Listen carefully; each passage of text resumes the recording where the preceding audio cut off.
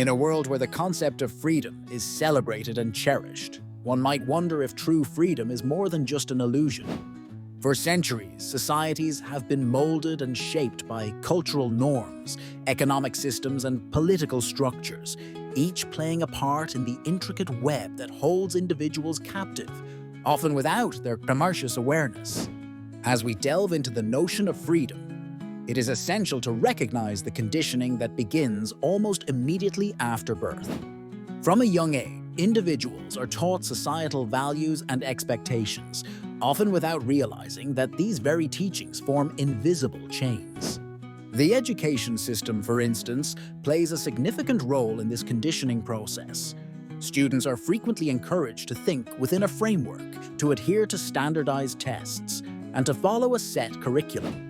This rigorously structured environment can limit critical thinking and creativity, subtly guiding minds to conform rather than question. Yet it is not only education that shapes our understanding of freedom. Economic systems, too, impose their own constraints. The promise of economic liberty through capitalism, for example, often leads individuals into the cycle of consumerism and debt. The pursuit of monetary success and material wealth becomes a defining feature of one's worth.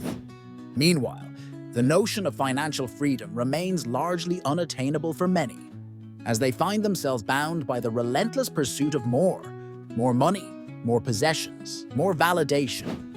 This creates a perpetual cycle where individuals are driven not by true desires, but by the constructs of a system designed to keep them tethered. Moreover, political structures wield tremendous influence over perceived freedoms.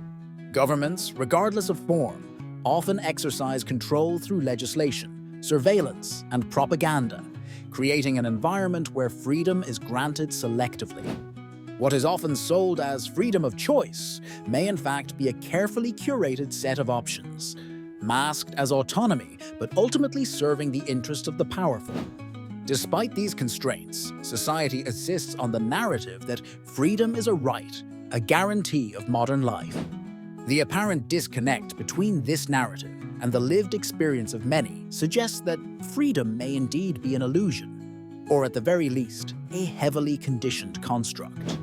This raises pressing questions about autonomy and self-determination. How much of our choices are genuinely ours, and how much are influenced by the frameworks we are born into? In contemplating freedom's true nature, it is crucial to acknowledge that breaking free from these societal shackles requires awareness and introspection. It involves questioning the status quo and recognizing the subtle conditioning at play.